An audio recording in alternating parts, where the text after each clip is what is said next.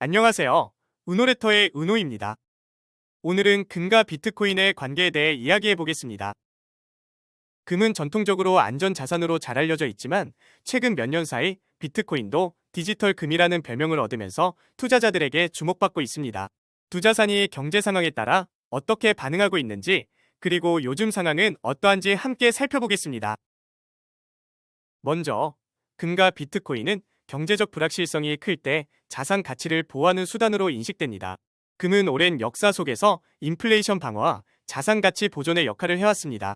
중앙은행들은 금을 비축함으로써 자국 화폐의 신뢰를 유지하려고 했고, 개인 투자자들 역시 시장의 불안정성을 대비하는 안전 자산으로 금을 선호해왔죠. 비트코인은 2009년에 처음 등장한 암호화폐로 기존 금융 시스템에 대한 대안으로 자리 잡았습니다. 희소성과 분산화를 기반으로 만들어졌기 때문에 디지털 세계에서의 가치 저장소로 떠오르면서 디지털 금이라는 별명을 얻었죠. 특히 중앙은행의 양적 완화 정책이 화폐 가치를 약화시킬 때 비트코인의 가치가 상승하는 경우가 많습니다. 금과 비트코인은 모두 인플레이션 해지 자산으로 자주 언급됩니다. 경제 불확실성이 증가할 때 두 자산 모두 수요가 증가할 수 있습니다.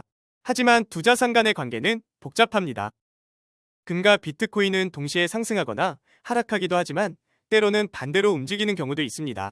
예를 들어 2020년 코로나 팬데믹이 한창일 때는 금과 비트코인 모두 급등했습니다.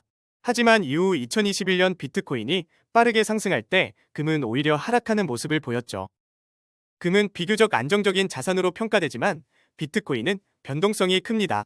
이는 투자자들이 금을 장기적 해지 수단으로 더 선호하는 이유 중 하나입니다. 반면 비트코인은 단기적으로 큰 수익을 기대하는 투자자들에게 인기가 많습니다. 최근 금융시장의 상황을 보면 2023년 말부터 2024년 초까지 금과 비트코인의 관계는 비교적 상반된 모습을 보였습니다. 인플레이션 우려가 여전히 존재하지만 미국 연방준비제도의 금리 인상과 경제 회복의 기대감이 겹치면서 금의 가격은 상대적으로 안정적인 수준을 유지하고 있습니다. 반면 비트코인은 암호화폐 시장의 규제 강화와 일부 거대 기업들의 비트코인 채택 증가 등으로 인해 변동성을 겪고 있습니다. 특히 비트코인이 제도권 내에서 자리 잡으려는 움직임이 커지면서 디지털 자산의 가치가 꾸준히 부각되고 있지만 여전히 변동성은 높은 상태입니다. 최근 중요한 트렌드 중 하나는 디지털 자산의 제도화입니다. 암호화폐 ETF가 점차 승인되면서 비트코인은 제도권에서 인정받기 시작했으며, 이에 따라 일부 전통적인 투자자들도 금 대신 비트코인을 포트폴리오에 포함하기 시작했습니다. 그렇다면 투자자들은 금과 비트코인을 어떻게 활용해야 할까요? 현재 경제 상황에서 인플레이션 우려가 지속되고 있는 만큼 금과 비트코인은 여전히 중요한 해지 수단입니다. 그러나 금은 변동성이 낮고 장기적인 안정성을 추구하는 투자자들에게 적합하며, 비트코인은 고수익을 기대하는 더 위험을 감수할 수 있는 투자자들에게 적합합니다. 두 자산 모두 경제적 불확실성에 대응하는 도구로 유용할 수 있지만 투자자의 리스크 성향에 따라 선택이 달라질 수 있습니다. 특히 비트코인은 향후 암호화폐 규제와 기술적 발전에 따라 변동성이 더 클 수 있다는 점을 염두에 두어야 합니다.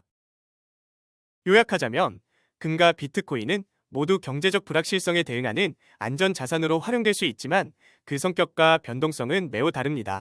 투자자들은 자신의 리스크 선호도에 따라 금과 비트코인을 어떻게 활용할지 신중히 판단해야 합니다. 앞으로도 이 두 자산의 관계는 경제 상황에 따라 달라질 수 있기 때문에 지속적인 관찰이 필요합니다. 오늘은 금융시장에서 금과 비트코인은 어떠한 관계인지에 대해 살펴보았습니다. 다음 주 월요일에 또 다른 주제로 찾아오겠습니다. 들어주셔서 너무 감사드리고 은퇴하는 그날까지 파이팅입니다.